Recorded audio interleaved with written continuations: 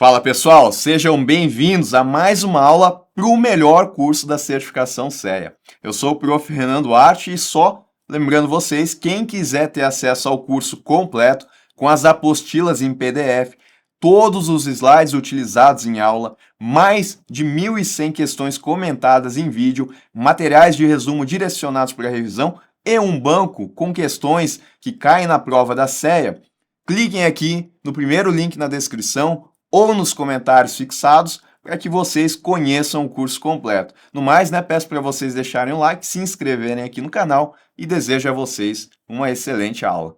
Pessoal, medidas de dispersão, a gente vai estudar agora a variância.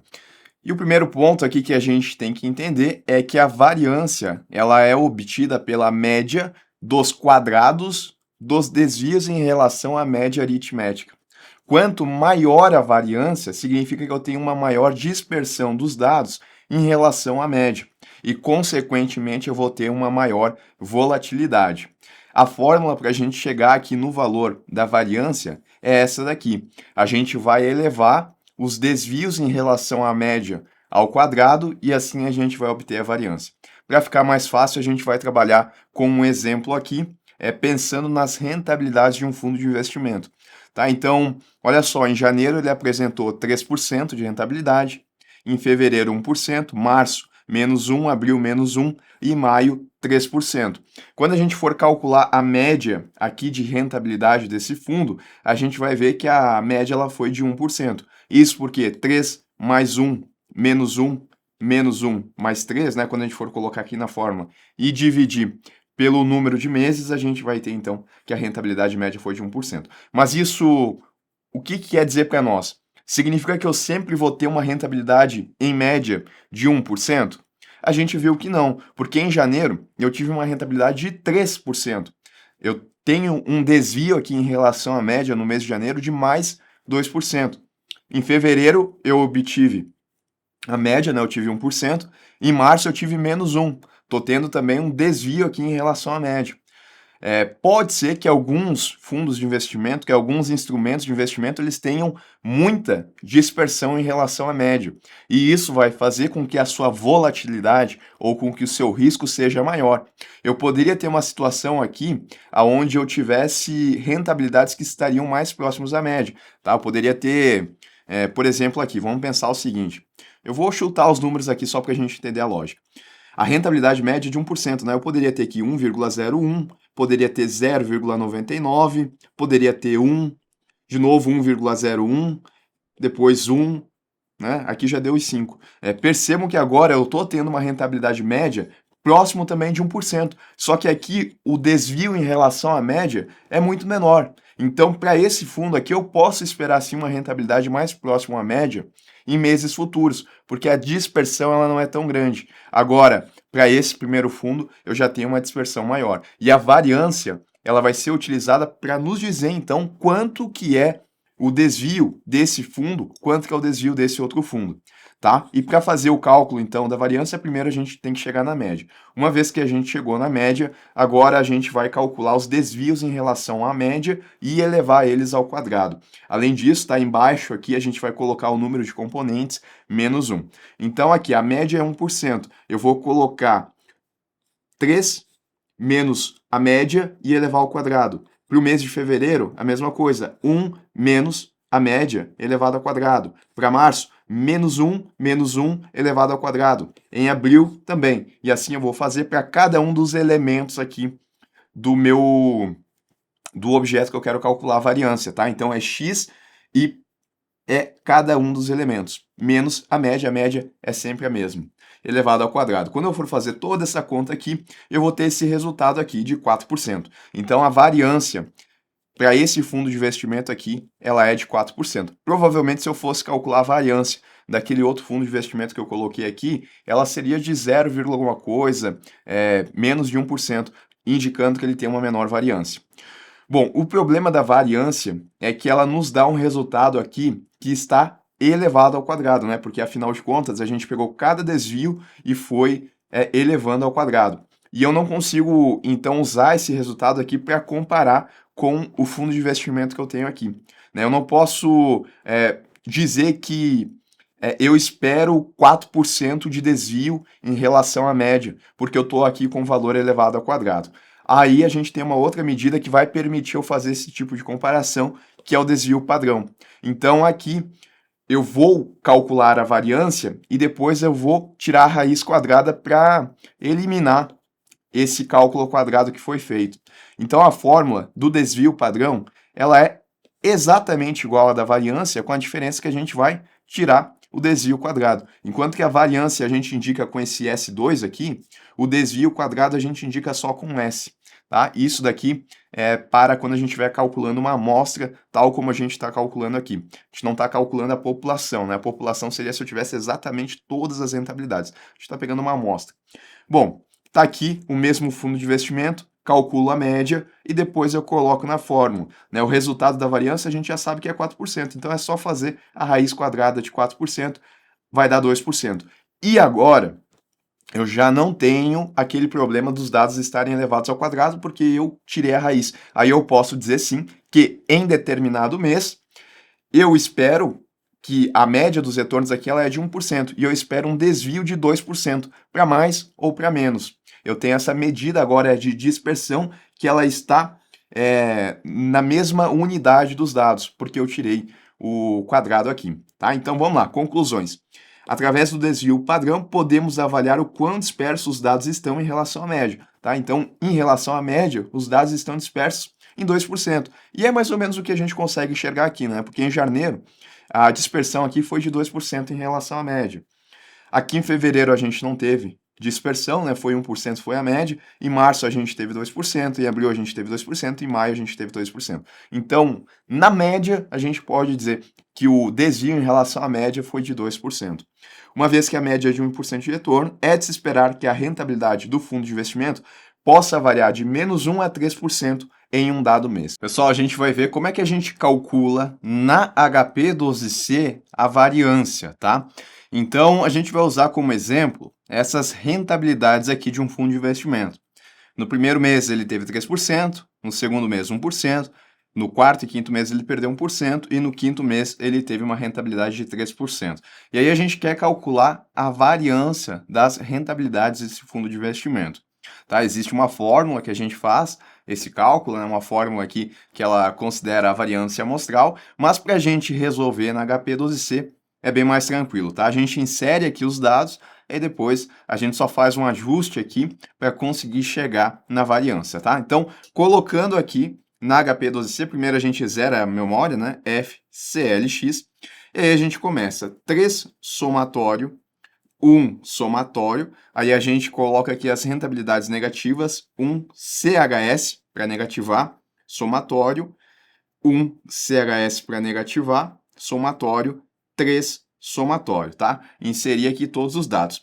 Agora eu vou clicar aqui no G e vou clicar, né, na função aqui do desvio padrão, que é o ponto aqui onde a gente tem o S. Ele calculou aqui o desvio padrão, mas como a gente não tem uma forma de chegar mais direta na variância, a gente tem que fazer dessa forma, tá? Aí, chegando aqui no desvio padrão, basta eu elevar ao quadrado. E aí eu tenho a variância, tá? Então, repetindo, a gente tem que fazer um ajuste aqui para chegar na variância. A gente calcula o desvio padrão e no finalzinho a gente eleva o quadrado. Daí, dessa forma, a gente tem a variância amostral. Pessoal, e como é que eu calculo o desvio padrão na HP12C? Então, levando em consideração as rentabilidades desse fundo de investimento, né? 3%, 1%, menos 1 e 3%. Na HP12C é bem tranquilo da gente fazer porque existe, né, uma forma da gente calcular diretamente o desvio padrão amostral. A gente vai inserir os dados aqui daquela série, tá, de rentabilidades do fundo de investimento, começando aqui com 3, e aí a gente vai clicar no somatório, tá? A gente inseriu aqui o primeiro dos números. Aí depois 1 somatório. Nos 2 meses seguintes a gente teve uma rentabilidade negativa, então 1 CHS para negativar, somatório, 1 CHS para negativar também, somatório, e a última rentabilidade foi de 3%. E aí, para calcular o desvio padrão, é simples, tá? Só clicar no G e depois no ponto aqui, né, do lado do zero, e a gente tem o desvio padrão dessas rentabilidades desse fundo de investimento. E a gente pode repetir isso daqui para qualquer conjunto de valores. Pessoal, a gente vai estudar aqui agora a covariância, que é uma medida estatística que é utilizada para comparar dois grupos de dados e entender como que eles se relacionam linearmente entre si. O que isso quer dizer, Renan? Eu vou pegar dois conjuntos de dados, tá? E eu vou ver se existe uma relação linear entre eles.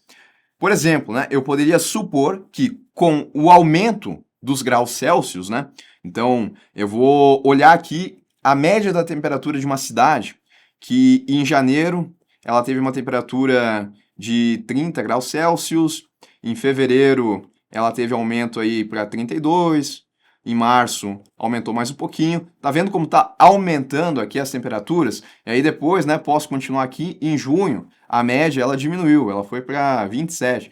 Não está fazendo muito sentido, provavelmente, para nenhuma cidade aqui brasileira, mas só para a gente entender que eu estou aqui pegando os dados de uma série. Aqui eu tenho a temperatura, tá? Eu estou medindo aqui, então eu tenho 30, 32, 35, 27, e eu tenho essa série de dados. E agora eu quero comparar isso daqui com uma outra série. Eu posso, por exemplo, comparar isso com o consumo por sorvete, né? Então, não sei como é que a gente poderia estabelecer uma medida aqui, mas vamos supor que naquela cidade foi vendido aqui, sei lá, 1 milhão de litros de sorvete em janeiro, né, com a temperatura em 30. Aí, em fevereiro, esse consumo aumentou para 1,1 milhão. Em março, que estava 35, isso daqui foi para 1,5, estava mais quente, as pessoas consumiram mais. Então percebo que conforme a temperatura vai aumentando, o consumo de sorvete ele também vai aumentando, de acordo com o exemplo que eu criei aqui.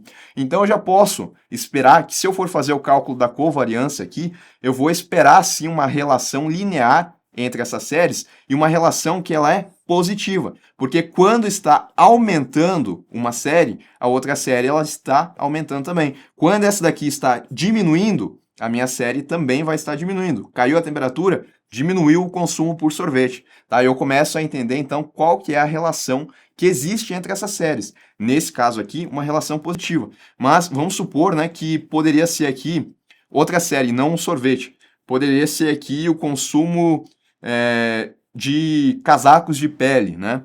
Então, vamos supor que em janeiro foi vendido 300 unidades na cidade toda. Em fevereiro caiu para 150. Em março, com 35 graus, caiu para 50. Em junho, né, que está ali no inverno, subiu para 2.000. Então percebam que conforme a temperatura vai aumentando, o consumo aqui de casacos de pele ele vai diminuindo. Então existe uma relação, porque enquanto uma está subindo, a outra ela está descendo, mas essa relação já não é mais positiva igual ao consumo de sorvete. É uma relação aqui que ela é negativa. E aí, para isso, né, quando eu for fazer o cálculo da covariância, eu vou ter uma covariância negativa. Quando a relação ela é linear positiva, eu tenho uma covariância positiva. E existe ainda a possibilidade de não existir uma covariância, ou melhor, né, de não existir uma relação linear entre as séries. Daqui a pouco eu estou comparando a temperatura aqui com o aumento na quantidade de venda de carros. Não sei se pode ser que exista uma relação ali, mas vamos pensar que não exista essa relação entre o aumento da temperatura e o consumo de carros usados, né, para ser mais específico. Não existe. Quando a gente for fazer esse cálculo, a gente vai encontrar uma covariância nula ou muito próximo ali de ser zero, porque daí não existe essa relação entre essas duas séries. E aí eu posso ficar brincando de tentar comparar diferentes séries para entender se uma está impactando na outra, tá? E aí, uma das medidas que a gente justamente pode usar para fazer esse cálculo aqui é a covariância, onde a gente vai usar as séries, né? As duas séries que a gente quer entender, quer fazer essa comparação. E eu chamo atenção em mais um detalhe, tá? A gente está olhando aqui uma relação que ela é linear, tá? É como uma reta aqui, que pode ser positiva, que pode ser negativa, que pode ser mais ou menos inclinada, ou que não existe essa reta aqui, tá? Mas é uma relação linear. a gente não está avaliando aqui outros tipos de relações, né? Relação exponencial ou logaritmo, qualquer outro tipo de relação que possa existir, a gente não está comparando. A gente está comparando aqui a relação linear, que é essa reta que pode ser mais, menos inclinada ou pode não existir. É isso que a covariância ela traz para nós. Como é que é a fórmula, tá, da covariância? É isso daqui, tá? É o somatório de um número da série X menos a média daquela série, tá? Eu vou fazer isso para cada um dos conjuntos de dados, vezes a mesma coisa com a série Y, tá? No nosso exemplo aqui, X poderia ser a temperatura, né, os graus Celsius, e aqui poderia ser os litros dos sorvetes, a série Y, tá? Então eu vou pegar cada unidade de Y e vou subtrair da média do conjunto, tá? Multiplicando isso pela média de x, vou fazer o somatório de tudo isso e vou dividir por n menos 1. Por que n menos 1? Porque a gente está considerando aqui a covariância amostral, que é usualmente mais usada, tá? Porque a gente não trabalha com uma população, a gente geralmente trabalha com uma amostra. Eu, quando fui calcular aqui os meses, né, eu não peguei toda a série de valores, eu fui lá e peguei de um ano específico, de um período de tempo específico. Isso é uma amostra, não corresponde ao censo, não corresponde ao total, tá? Então, por isso que a gente usa aqui a fórmula amostral da covariância, tá? Então, vamos calcular isso para a gente ver como é que fica. A gente vai colocar aqui, né, a comparação de uma série de valores de uma ação A e de uma ação B, tá? Então, tem duas séries de valores. A ação A, na segunda-feira, ela custava R$30. Na terça, R$28,50. Na quarta, 31. Na quinta, 31,30. Na sexta, 30,75. A ação B, né, 7, depois 6,90, 7,10, 7,15, 7,05. Então, ó, cada elemento de X é os dias aqui da semana e o valor do preço da ação. Então, X1 vai ser R$30. X2 vai ser R$28,50. X3 vai ser R$31. Mesma coisa aqui para Y, tá? Então, R$7, Y1, Y2 vai ser R$6,90 e assim por diante. A gente já consegue, observando aqui, ver que a ação A, ela caiu de segunda para terça e a ação B, ela caiu também. A ação A, ela subiu para quarta-feira, a ação B também. Então, eu já posso esperar aqui que eu vou ter, sim, uma covariância positiva, porque as duas estão se movendo na mesma direção. E como eu estou trabalhando só com 5 conjuntos, né? Eu estou trabalhando aqui com uma amostra de 5 dias da semana, a gente meio que visualmente já consegue esperar aqui que a covariância ela exista e ela seja positiva, que exista essa relação. Então, né, como a gente tem que subtrair cada conjunto de dados pela média, o primeiro passo aqui é calcular a média das ações A e ação B, tá? Como é que a gente chega na média de A? A gente soma tudo isso daqui e divide pelo conjunto de números, que é 5, tá?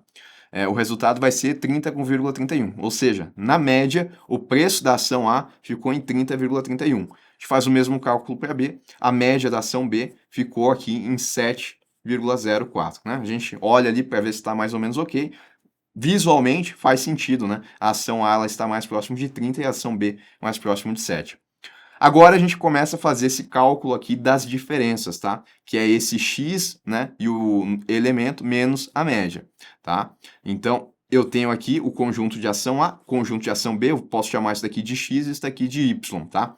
E eu vou fazer, então, 30 menos o valor aqui da média, tá? Vai dar menos 0,31. Eu faço isso para cada um dos conjuntos, faço a mesma coisa aqui para y, né? 7 menos 7,04, isso vai dar menos 0,04. E aí tem que lembrar que lá na fórmula, né, a gente está multiplicando esses valores. A gente faz a diferença de x para a média e de y para a média e a gente multiplica x por y, tá? Então, depois que a gente chegou aqui, a gente vai fazer a multiplicação disso daqui com isso daqui. E aí a gente tem um somatório lá também na fórmula, tá? Então a gente faz o somatório de todos esses elementos aqui. Aí, somando tudo isso e dividindo por n menos 1, que é o que a gente tem aqui na fórmula, a gente chega no resultado de 0,1051. E esse resultado aqui, né, ele é positivo. Então, existe uma relação linear que ela é positiva. As variáveis, elas se movimentam na mesma direção. Se aqui o resultado fosse zero, significaria aqui que não há uma relação linear entre as variáveis. E se fosse a covariância negativa, as variáveis elas se movimentam em direções opostas. Então, se a gente, no exemplo que eu trouxe antes, né, se a gente fosse calcular a covariância entre as temperaturas em graus Celsius, né, aquele aumento e a diminuição também, e a venda de casacos de peles, a gente ia ver que conforme eu tenho um aumento na temperatura de graus Celsius, eu tenho uma diminuição na venda de casacos de pele. E aí a minha covariância, ela seria negativa, tá? Só mais uma vez, então, em relação ao cálculo aqui. Primeiro passo, calcula a média de A e de B, ou de X e de Y, né? Aqui a gente chamou de XA e de YB. Depois, a gente faz cada um dos conjuntos de valores, né? Cada um dos dados, menos a média do seu conjunto. Mesma coisa para y, tá?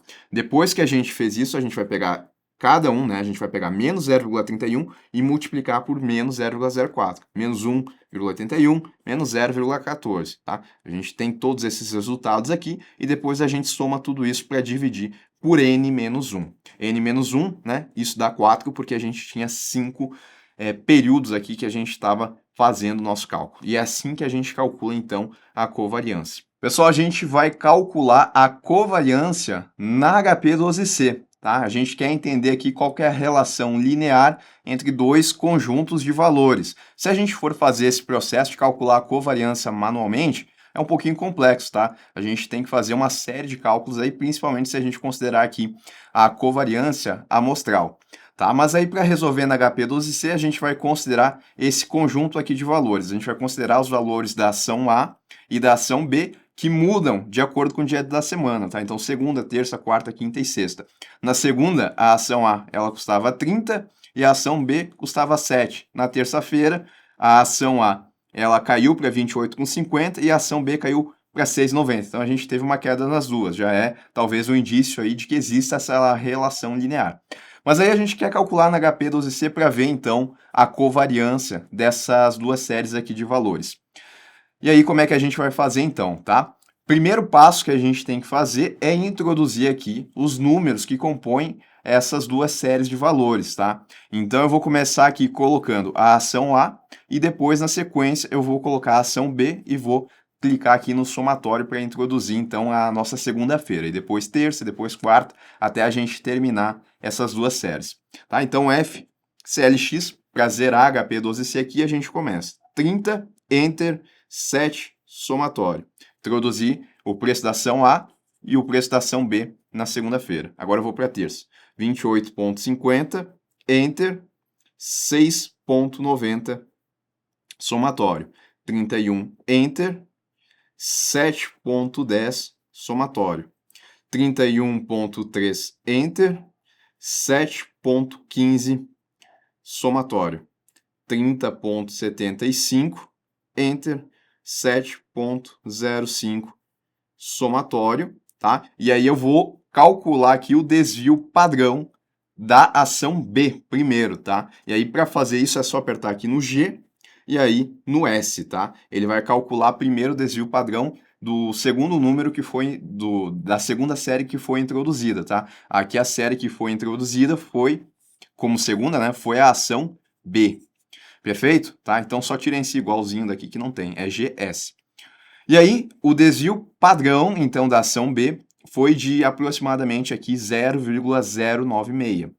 Agora eu quero calcular aqui o desvio padrão da ação A. Daí é só apertar aqui no X, Y, tá? E aí ele vai me dar o desvio padrão aproximado aqui da ação A que foi introduzida primeiro quando a gente começou a calcular aqui na HP12C. Então, 1,12 aproximadamente.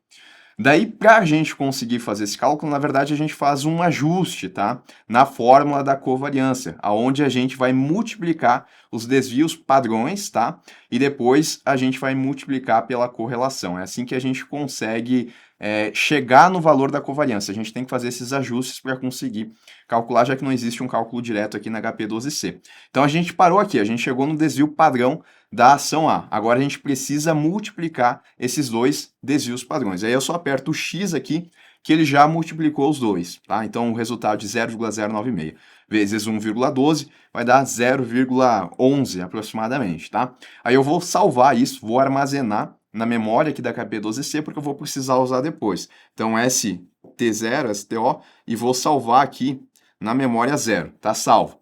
Agora a gente calcula a correlação dessas duas séries. Para isso, existe uma função aqui na HP12C que faz esse cálculo direto, tá? E a partir da correlação a gente consegue calcular a covariância. Eu vou apertar o G, tá? E vou clicar aqui no 1, que ele vai me dar, então, né, a correlação, depois de apertar aqui no XY. Agora eu tenho a correlação, que foi de aproximadamente 0,975 para as ações A e B. E aí, né, basta apenas a gente multiplicar isso daqui pelo desvio padrão dessas duas ações, tá? Então, eu aperto o Enter aqui, retorno aquilo que eu tinha salvo na memória, eu tinha salvo no dígito 0, tá? Voltei aqui, e aí é só apertar o X, que ele multiplicou, e ele trouxe para nós qual que foi a covariância aproximada aí de x e y. Então, 0,1051 aproximadamente a covariância dessas duas ações naquele período que a gente está analisando. E pessoal, a gente também tem a correlação. A correlação ou coeficiente de correlação linear de Pearson, ele estipula um número adimensional que varia entre -1 e 1, que possibilita comparar diferentes séries de valores e a força da relação linear entre as variáveis. Então, qual que é um dos pontos importantes aqui da correlação? Ela vai nos trazer um número que ele vai ficar entre -1 e 1, tá? Vai oscilar dentro desse campo aqui, para qualquer série que eu esteja comparando. Então, se eu estiver comparando aqui o preço da ação A e o preço da ação B, quando eu for calcular a correlação, eu vou ter aqui um valor dentro desse conjunto aqui de -1 a 1. Se eu for calcular qual que vai ser a correlação da venda de casacos de pele com aumento de temperaturas em graus Celsius, eu vou ter a correlação que ela vai variar entre o -1 e 1, vai ser um valor dentro desse conjunto. Na covariância, eu não tenho isso, tá? Então, por exemplo, se eu calculo a correlação aqui, ou melhor, né, se eu calculo a covariância aqui do conjunto de ação A e do conjunto de ação B, eu vou chegar que a covariância aqui é 0,1051. Mas do mesmo jeito, isso daqui poderia ser 3, poderia ser 5, 7, 9. E aí se eu pegar outros dois conjuntos de dados, eu posso ter um valor que, ao invés de 0,1051, é 2,73. E aí, como é que eu vou entender, né? Existe uma relação linear que é mais forte aqui, que é 2,73 para a covariância, ou aqui que é 0,10151. Eu não consigo, calculando a covariância, comparar diferentes conjuntos de dados e entender aonde que eu tenho uma relação que ela é mais forte e aonde que ela é mais fraca. Na correlação, e eu não tenho esse problema, porque como o conjunto ele vai de -1 a 1, quando eu tiver um resultado que ele se aproxima muito de 1, ou ele é 1, eu tenho uma correlação que ela é perfeita ou quase perfeita positiva. Isso para qualquer série. Então, se eu comparar aqui, né, e o resultado daqui deu 0,95, e eu comparar o preço dos casacos de pele com a temperatura em graus Celsius e ver que naquela série eu tive 0,50, lá vai ser negativo, né? Porque a gente vai ter um aumento na... Deixa eu pegar uma outra série aqui que a gente também tem um resultado positivo. Então, 0,95 aqui, e vamos pegar o aumento de temperatura e o consumo de sorvete. Aí vai ser uma correlação que ela vai ser positiva, vai ser uma relação linear positiva, porque conforme aumenta a temperatura, aumenta o consumo de sorvetes. E vamos supor que lá a correlação dê um valor de 0,70, tá? Aí eu consigo dizer que a relação linear ela é mais forte aqui, no preço das ações, se o resultado aqui foi de 0,95. Porque como o limite é 1, aquilo que estiver mais próximo de 1 vai ter uma relação que é mais forte, seja para o lado positivo, seja para o lado negativo, só que daí mais próximo de -1, tá? Então eu consigo fazer essa comparação. Na covariância, como eu não tenho esse intervalo fixo aqui, eu já não consigo fazer lá essa comparação, tá? E a correlação nula quando P for igual a 0, ou quando ele chegar muito próximo de 0 também, a gente vai ter uma relação que ela existe, é linear, mas ela é mais fraca, tá? E a fórmula de calcular aqui a correlação é a covariância de x e y dividido pelo desvio padrão de x vezes o desvio padrão de y. Então, a gente já calculou aqui a covariância dessa série, tá? A gente sabe que é 0,1051, e agora a gente vai calcular qual que é a correlação, tá? Então, a gente calcula o desvio padrão de A, né?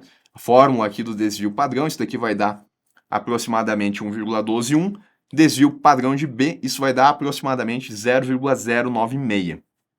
Aí a gente calcula, né, através da fórmula aqui, colocando em cima a covariância de x e y, dividido pelo desvio padrão da ação A e da ação B.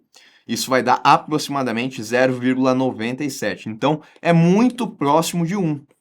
Muito próximo, né? Uma relação que ela é forte. Quando a gente olha a covariância é 0,10, é próximo de zero. Na verdade, até a gente pode achar que a correlação aqui, linear, ela é fraca, né? Porque está próximo de zero. Mas não, quando a gente faz o cálculo aqui, a gente vê que a correlação, ela é muito forte, é quase perfeita. Então, quando eu tiver um aumento na ação A, é de se esperar um aumento quase que proporcional na ação B. Quase, porque chega muito próximo aqui de 1. E quando eu tiver uma queda na ação A, eu também posso esperar uma queda quase que proporcional na ação B, tá?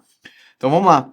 A correlação ela é considerada forte quando o resultado da correlação for superior a 0,70.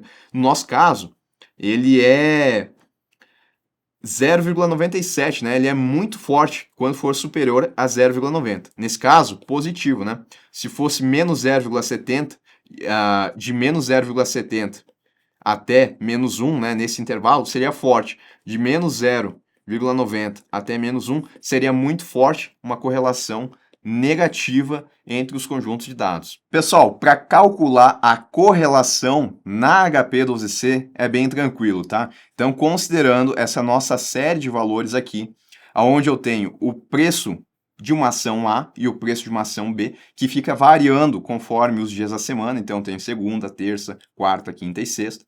A ação A na segunda é 30, a ação B é 7. Na terça-feira, a ação A ela cai para 28,50, a ação B cai para 6,90 e assim por diante, né? E aí eu quero calcular qual que vai ser a correlação da ação A com a ação B. E aí, na HP12C, o que a gente precisa fazer para conseguir fazer esse cálculo? É bem simples, porque é direto, tá? A gente não precisa ficar fazendo ajuste em fórmula quando a gente vai calcular a correlação. Eu dou um FCLX aqui para zerar a memória da HP12C e eu começo a introduzir aqui os números que compõem esses dois grupos de dados, tá? Então, primeiro eu vou colocar os da ação A e depois eu vou colocar aqui os da ação B. Então, na segunda-feira, 30 para a ação A, 7 para a ação B. Na terça-feira, 28,50 para a ação A, 6,90 para a ação B, tá? Até terminar. Então vamos lá, 30, Enter, 7, somatório. Introduzir aqui o primeiro dia. Segundo dia, 28,50, Enter, 6,90 somatório. 31, Enter, 7,10 somatório, tá? 31,30, Enter, 7,15 somatório, 30,75, Enter, 7,05 somatório. Aí, para calcular aqui a correlação, tá? Eu vou clicar aqui no G, 1 e vou no X, setinhas, né? Indo e vindo, Y. E aí eu vou ter aqui qual que é o valor da correlação envolvendo essas duas ações, que é de aproximadamente, vou colocar aqui, 0,975. E galera, a gente tem também o coeficiente de determinação. Ele mostra para nós quanto da variação de uma série y é explicada pela variação de x e quanto da variação de y é explicada por fatores aleatórios, que não a variação em x. Tá? Pensando numa série onde eu tenho o aumento da temperatura e o aumento de consumo por sorvete, eu posso entender aqui o quanto que o aumento da temperatura ele explica o aumento no consumo de sorvete e o quanto que esse aumento no consumo de sorvete ele vem de outros fatores que não aumentam a temperatura. É isso que o coeficiente de determinação ele diz para nós, tá? E como é que a gente chega aqui no cálculo? Ele é igual, tá, a correlação elevada ao quadrado. Basta a gente calcular a correlação e elevar ao quadrado. O resultado de R2 ele sempre vai variar no intervalo de 0 a 1, tá? Porque lembrando, a correlação ela assume um valor que vai de menos 1 a 1.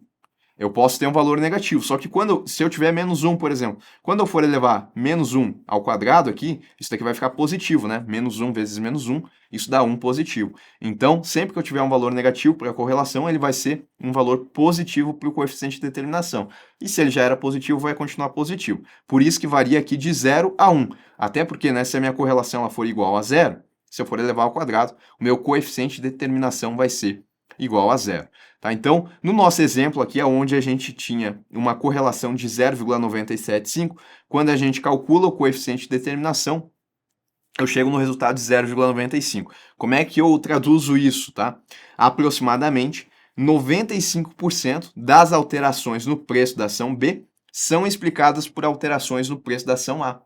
Tá? E os 5% aqui que estão faltando, eles são fatores aleatórios. Ou seja, sempre que eu tiver um aumento na ação A, um aumento ou uma queda na ação A, eu posso esperar que em 95% das vezes eu vou ter esse resultado lá na ação B também, tá? E os outros 5%, aí eles podem ser de diversos fatores, né? Fatores econômicos, pode ser daqui a pouco o ânimo dos investidores, são fatores aleatórios que não o preço da ação A. Tá certo? E olha que interessante isso, né? Porque se eu tenho uma correlação que ela é igual a zero, o que que significa isso? Se minha correlação é igual a zero, eu entendo aqui que não existe uma relação linear entre os dados. Eu posso estar comparando o aumento nos graus Celsius, né? Comparando aqui uma série com as temperaturas, e olhando aqui para o número de vendas de carros usados. Daqui a pouco não tem uma relação aqui entre isso, né? O aumento da temperatura e aumento de venda de carros usados. E daqui a pouco, para ser mais específico ainda, né? Aumento de venda de carros usados, o Gol. Não, pode ser que exista alguma relação, né? Não sei, teria que fazer o cálculo. Mas vamos supor que não exista essa relação. Se não existe uma relação, ou seja, a temperatura ela pode subir e a venda pode cair. Ao mesmo tempo, a temperatura pode subir e aumentar aqui as vendas. Não existe essa relação, né? Está acontecendo ao acaso. Quando eu for calcular isso, a minha correlação ela vai ser igual a zero, porque não existe essa relação linear. E aí, né, quando eu for calcular o coeficiente de determinação, como não existe uma relação entre os dois, como é que as oscilações aqui na temperatura vão explicar as oscilações nas vendas de carro? Não explica, né? Por isso que vai ser o resultado de 0%. Então, 0% das alterações no preço aqui dos carros são explicados por alterações na temperatura, tá? 0%, ou seja, nunca é explicado porque não existe uma correlação linear, tá? Então, espero que dessa forma aí fique mais claro o que significa o coeficiente de determinação nesse contexto aqui de quando a gente está analisando séries de valores. Pessoal, e para calcular aqui o coeficiente de determinação, que é o resultado ao quadrado da correlação na HP12C, é bem simples, tá? A gente só faz o procedimento de calcular aqui o valor da correlação e depois a gente eleva ao quadrado, tá? Então eu estou considerando aqui a série de valores, né? Essa que a gente vem trabalhando, onde eu tenho os preços da ação A e os preços da ação B que mudam de acordo com o dia da semana. Então eu vou lá e vou introduzir esses valores aqui na HP12C, tá? Então 30, Enter, 7, somatório. Introduzir aqui os dados da segunda-feira, né? Preço da ação A na segunda-feira, preço da ação B na segunda-feira. Agora eu vou para a terça-feira. 28,50, Enter, 6,90, somatório. 31, Enter, 7,10, somatório. 31,3, Enter, 7,15, somatório. 30,75, Enter, 7,05, somatório, tá? Aí, clicando no G1 aqui e no X, essa seta vai e vem Y, eu tenho o valor aqui da correlação. E aí, para chegar no coeficiente de determinação, basta eu elevar ao quadrado. Então, eu coloco 2 aqui, né? Y elevado na X. E aí, eu tenho o resultado aqui do coeficiente de determinação para esse conjunto de dados. Bom, um outro ponto importante aqui que a gente vai fazer um link também é em relação à distribuição normal. Ela é uma função estatística que descreve como os dados eles se distribuem de maneira simétrica em torno de uma média, formando um gráfico em formato de sino, tá? Então esse é o gráfico aqui. Através aqui do desvio padrão, a gente pode calcular o nível de confiança de determinado evento ocorrer. Então a gente vai trabalhar com essa curva aqui para entender qual que é o nível de confiança que a gente tem nas alterações aqui em relação à média. Só para a gente entender essa curva antes aqui, a distribuição normal. Pense o seguinte, se a média das alturas for 1,75 e o desvio padrão for de 2 centímetros, aí a gente vai ver isso aqui no gráfico, tá? Percebam que aqui no centro do gráfico eu tenho a média. Então eu posso pensar essa média aqui como a altura das pessoas. A altura das pessoas é 1,75. Bom, se eu for coletar a altura de várias pessoas, eu vou ver que a maioria das alturas, elas vão estar próximas a 1,75. Afinal, essa é a média da altura das pessoas, né? Então, eu vou coletando, eu vou ter que a maioria das alturas vão estar aqui. Então, percebam que se eu for plotar isso daqui no gráfico, eu vou ter um maior número aqui, né? Próximo da média. Conforme eu vou me afastando da média, é mais difícil de eu encontrar pessoas nessas alturas, né? Se eu pensar que aqui, no finalzinho do gráfico, né? Esse gráfico, na verdade, ele não tem fim, né? Ele vai descendo, mas ele não tem um fim assim. Bom, vamos pensar o seguinte. Se eu for pensar que nessa parte aqui do gráfico eu tenho uma altura de 2 metros, quando eu for coletar a altura das pessoas, é difícil eu encontrar várias pessoas com altura de 2 metros, né? Provavelmente eu vou encontrar muito mais pessoas com altura de 1,80, próximo aqui de 1,75, de 1,70, que estão mais próximas da média. Então, por isso que o gráfico ele toma essa forma aqui de sino. Do mesmo jeito, eu vou encontrar poucas pessoas com altura de 1,40, né? Se eu estiver considerando adultos. Então, por isso que ele fica assim, né? Poucas pessoas aqui nas extremidades e conforme a gente for chegando próximo da média, essa altura ela vai crescendo. Mas vamos lá, eu falei que existe um desvio padrão aqui que é de 2 centímetros. Então, para cada pessoa que eu vou pegando, é de se esperar que eu tenha uma variância, ou melhor, né, um desvio padrão, uma dispersão em relação à média, que é de 1,75, de 2 centímetros. E esse gráfico ele também nos diz isso, tá? Eu tenho aqui então, vamos voltar aqui para a nossa altura, 1,75. Para cada alteração que eu tenho aqui, eu tenho, ó, indo daqui para cá, eu tenho um desvio padrão, menos um desvio padrão, e para o lado aqui, mais um desvio padrão. Isso significa que eu poderia colocar que esse ponto aqui é de 1,73, menos um desvio padrão, que é de 2 centímetros, e indo aqui para o lado, deixa eu só colocar aqui para baixo para eu não confundir, 1,75. E aqui para o lado, 1,77. Aí, indo mais para o lado aqui, eu tenho mais dois desvios padrões, né? Então aqui vai ser 1,79 e aqui vai ser 1,71. Então percebo que esse gráfico aqui ele também vai nos trazendo a dispersão dos dados. E assim eu vou indo, tá? 1,69 para menos 3 desvios padrões, mais 3 para 3 desvios padrões. Cheguei aqui em 1,81 e eu poderia continuar. Bom, aqui na distribuição normal eu consigo estabelecer intervalos de confiança. Percebam que eu tenho essa medida aqui, né? 68,26%. Isso para menos um desvio padrão e mais um desvio padrão.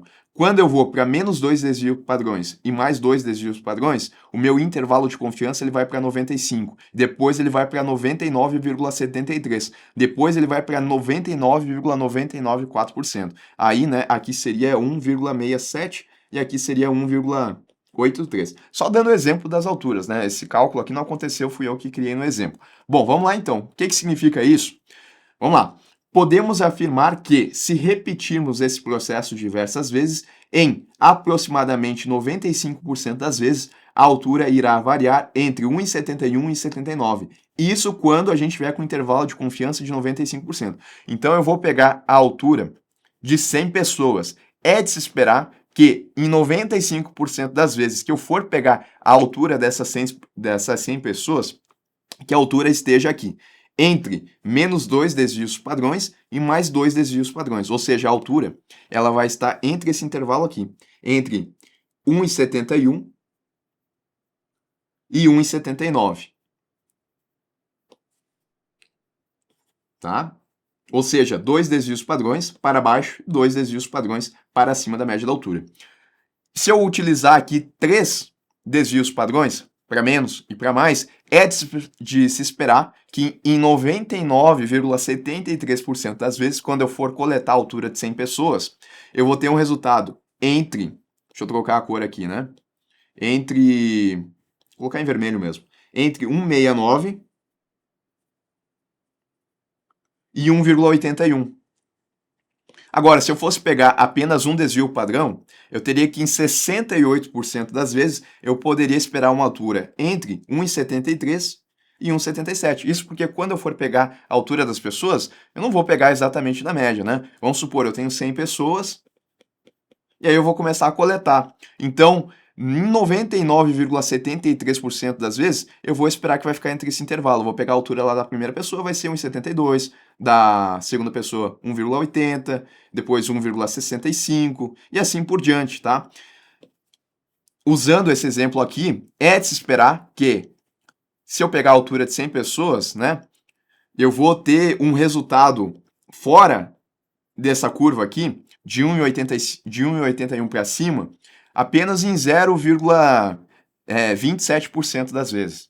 Tá? É isso que a distribuição normal ela nos diz, né? Quanto menos desvios padrões eu utilizar, menor é o meu intervalo de confiança. Eu vou aumentando os desvios padrões, o meu intervalo de confiança ele passa a ser maior. De novo, né? Isso aqui não foi calculado, eu só usei os exemplos, até porque é muito mais fácil a gente encontrar uma pessoa com uma altura acima de 81 do que o que está expresso aqui. Mas beleza, a lógica é essa daqui. Bom, a gente pode então, dessa forma, por exemplo, utilizar investimentos para entender qual que vai ser a dispersão dos dados, ou quanto que a gente pode esperar de rentabilidade. Então pensa o seguinte, a distribuição normal ela aqui se aplica aos investimentos. Para exemplificar, considere um fundo de investimento que tem a média dos retornos iguais a 3% e o desvio padrão de 2%. Então a média é igual a 3%. Significa que o investidor vai receber sempre 3%? A gente já sabe que não. O desvio padrão, ele é igual de 2%. Significa que, em média, os dados eles têm uma dispersão em relação à média de 2%. Mas aí, qual que é a rentabilidade que eu posso esperar, então, para esse determinado investimento? Bom, aí a gente pode usar esse conceito aqui de intervalo de confiança para entender. Isso porque eu posso calcular aqui para um desvio padrão. A minha média é de 3%. Se eu retirar menos 2%, né, que é um desvio padrão, eu vou ter que 3% média, menos um desvio padrão, eu vou ter aqui menos 1, aliás, vou ter 1%. Se eu fizer aqui, somando um desvio padrão, eu vou ter 5%. Dessa forma, eu tenho um intervalo aqui de 1% até 5%. Eu posso, então, esperar que em aproximadamente 68% das vezes, eu vou ter uma rentabilidade que ela vai ficar entre 1% e 5% para esse determinado investimento, dado a média dele, dado o desvio padrão dele. Eu também posso esperar que com dois desvios padrões, o meu intervalo vai ser de menos 1 a 7%. Ou seja, para dois desvios padrões, eu já tenho aqui uma confiança de 95%. Ou seja, em 95% das vezes, eu posso esperar aqui que a minha rentabilidade ela vai ser entre menos 1 a 7%. Ou seja, de 100 meses de rentabilidade, eu posso esperar aqui que em torno de 5% das vezes, né, 5% dos meses, eu vou ter uma rentabilidade ou que vai ser menor que menos 1%, minha perda então vai ser maior do que menos 1%, ou eu posso esperar uma rentabilidade maior do que 7%, né, 8%, 9%. E ainda, se eu calcular para 3 desvios padrões, o meu intervalo de confiança ele vai ser maior ainda, né? Eu posso esperar então uma rentabilidade menor, ou melhor, né, negativa aqui de 3%, até 9%. Isso daqui para aproximadamente 99% das vezes. E conforme eu for aumentando aqui os intervalos, eu vou ter um intervalo de confiança maior, tá certo? Então, é isso que a gente precisa entender aqui da distribuição normal. A gente sabe que os dados estão mais próximos da média, mas a gente também tem a dispersão dos dados. E com isso a gente consegue ter um intervalo de confiança e saber o quanto que a gente pode esperar quando a gente estiver olhando para o futuro. Nesse caso aqui, para esse fundo de investimento, em 95% das vezes, o investidor ele vai ter uma rentabilidade entre menos 1 a 7%, porque é isso que os dados trazem para nós.